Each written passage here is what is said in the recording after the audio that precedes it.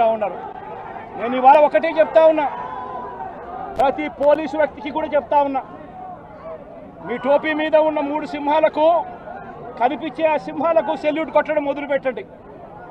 Telugu Desam party నాయకులకు salute కొట్టడం మొదలుపెట్టి, వీళ్ళు చెప్పినట్టుగా చేయడం మొదలుపెట్టి, అన్యాయాలు చేయడం మొదలు పెడితే మాత్రం ఎల్లకాలము తెలుగుదేశం పార్టీ ప్రభుత్వమే ఉండదు అని చెప్పి ఇవాళ ప్రతి అధికారికి కూడా నేను తెలియజేస్తా ఉన్నా.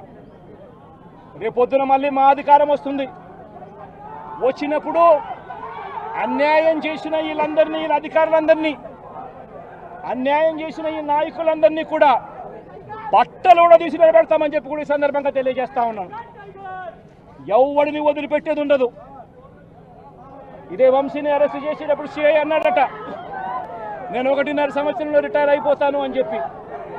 రిటైర్ అయిపోయినా కూడా, సప్త సముద్రాల అవతల ఉన్నా కూడా మొత్తం అందరినీ కూడా పిలిపిస్తామని చెప్పి కూడా ఈ సందర్భంగా చెప్తా ఉన్నా. చట్టం ముందు నిలబడేట్టుగా చేస్తాం, బట్టలు ఊడదీస్తాం, న్యాయం జరిగేట్టుగా చేస్తాం అని ప్రతి ఒక్కరికి కూడా తెలియజేస్తా ఉన్నాం. ఈ మాదిరిగా అన్యాయం చేయడం మొదలు పెడితే మాత్రం ఖచ్చితంగా ప్రజలు, దేవుడు ఇద్దరు కూడా వీళ్ళను శిక్షించే కార్యక్రమం ఖచ్చితంగా జరుగుతుందని చెప్పి సందర్భంగా మరొక్కసారి వీళ్ళందరికీ కూడా చెప్తా ఉన్నాం. అన్యాయంలో భాగస్వాములు కావద్దండి.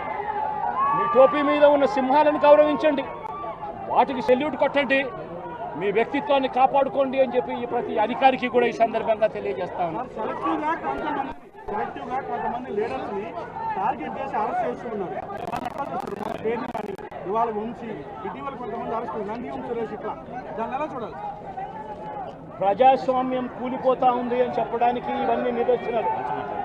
ప్రతి కేసు ఇల్లీగల్ కేసే. ప్రతి కేసులోనూ కూడా వీళ్ళే బెదిరిస్తూ ఉన్నారు, అవతలోడు బెదిరిస్తూ ఉన్నాడు అని చెప్పి వీళ్ళే కేసులు పెడతా ఉన్నారు. అసలు బెదిరించేది ఎవరిని బెదిరిస్తూ ఉన్నారు? ప్రతి విషయంలోనూ వీళ్ళే. పారిశ్రామికవేత్తలను వదలడం లేదు, రాజకీయ నాయకులను వదిలిపెట్టడం లేదు. ప్రతి ఒక్కరిని కూడా వీళ్ళే బెదిరిస్తూ ఉన్నారు, అవతలోడు బెదిరించినాడు అని చెప్పి మళ్ళీ ఎదురు కేసులు పెడతా ఉన్నారు. ఇవన్నీ ఊరికే పోవు, ఇవన్నీ కూడా మళ్ళీ వీళ్ళకి చుట్టుకుంటాయి.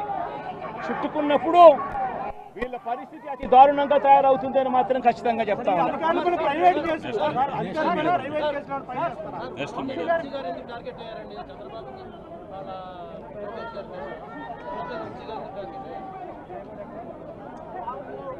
వంశీని ఎందుకు టార్గెట్ చేస్తా ఉన్నారు అనేది చంద్రబాబు నాయుడు గారికి, వంశీని చూస్తే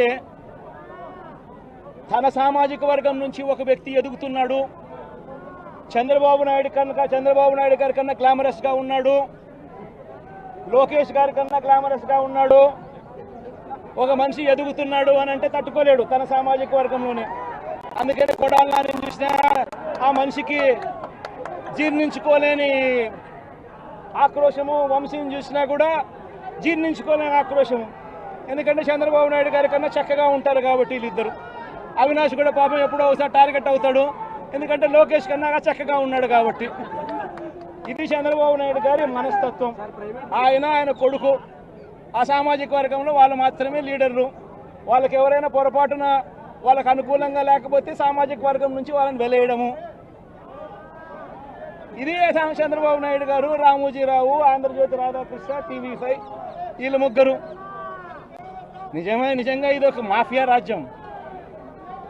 చంద్రబాబు నాయుడు అనే వ్యక్తిని ముఖ్యమంత్రిగా చేయడం కోసం, చంద్రబాబు నాయుడు అనే వ్యక్తికి ఓట్లు వేయించడం కోసం ఒక మాఫియా సామ్రాజ్యం వీళ్ళంతా. ఆ మాఫియా సామ్రాజ్యంలో ఎవరైనా చంద్రబాబు నాయుడు గారికి వ్యతిరేకంగా వాళ్ళ సామాజిక వర్గంలో ఈ అవినాష్ కానీ, నాని కానీ, వంశీ కానీ ఇలాంటి వాళ్ళు ఎవరైనా నిలబడితే, పాప మా శంకర్రావు కానీ, మా బ్రహ్మనాయుడు కానీ ఇటువంటి వాళ్ళు ఎవరైనా నిలబడితే అంతే, వాళ్ళ సామాజిక వర్గంలో తప్పు పుట్టారు, వాళ్ళ అన్యాయస్తులు అని వాళ్ళ మీద తప్పుడు కేసులు పెట్టడం, వాళ్ళ మీద ఇల్లీగల్ అరెస్టులు చేయించడం, వాళ్ళ మీద బురద జల్లడం, వాళ్ళని ట్రోల్ చేయించడము, ఇవన్నీ కూడా చంద్రబాబు నాయుడు గారి నైజం.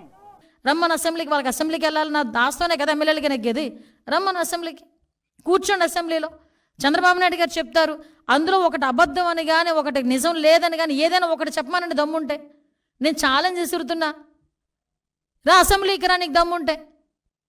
ఈరోజు నీ మీద నువ్వు ఇన్ని అబద్ధాలు మాట్లాడుతుంటే నేను ఒకటే అడుగుతున్నా, అక్కడ జగన్మోహన్ రెడ్డి అవనేయండి, వేరేవాడు ఎవడైనా అవనేయండి, గవర్నమెంట్ మీద తప్పుడు ఆరోపణలు చేస్తే కేసులు పెట్టడానికి కూడా వెనుకాడం, చట్టపరమైన చర్యలు తీసుకోవడానికి కూడా ఎట్టి పరిస్థితులను వెనుకాడం.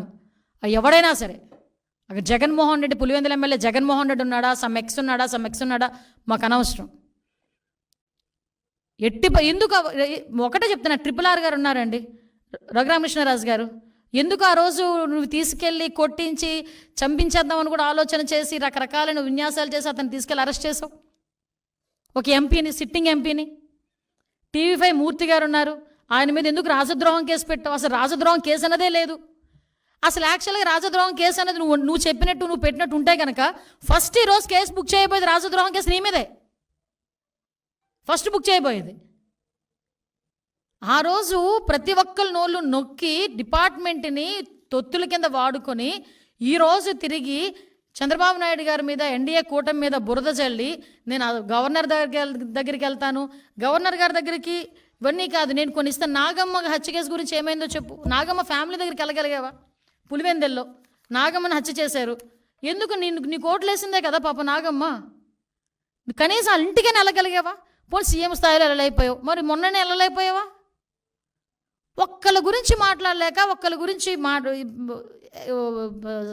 ఏంటది దానికి కనికరం చూపించకుండా, కన్సర్న్ చూపించకుండా ఈరోజు రాజకీయంగా ఏదో రకంగా బురద చల్దామని నోటికి వచ్చినట్టు మాట్లాడుతున్నాం. మేము ఒకటే చెప్తున్నా, ఈరోజు గాంజా విషయంలో మొన్న మన వినుకొండ ఇష్యూలో కూడా వాళ్ళ ఎక్స్ఎమ్మెల్యే చెప్పాడు గాంజాయి మత్తులో చంపాడని. ఈరోజు జరుగుతున్న ప్రతి ఇన్సిడెంట్కి వెనకాతల గంజా అన్నది బేస్ అయిపోయింది. ఆ 5 సంవత్సరాల కాలంలో గంజాయిని అనకూడదు కానీ ఒక రాష్ట్ర పండుగ పండించారు వీళ్ళు. విపరీతంగా విచ్చలవిడితనం పెరిగిపోయింది. ఒకసారి మొన్న ఎప్పుడో బయటకు వచ్చి అంటాడు విషపు బీజాలు ఏదో సంథింగ్ విషపు బీజాలు నాటుతున్నారని ఏదో మాట్లాడాడు. అరే ఆల్రెడీ నువ్వు నాటేసావు విషపు బీజాలు, 5 సంవత్సరాలకే 5 సంవత్సరాల ముందే నువ్వు నాటేసావు విషపు బీజాలు లాస్ట్ 5 yearsలో. దాని తాలూకు అవశేషాలు ఇప్పుడు కొన్ని బయటపడుతున్నాయి.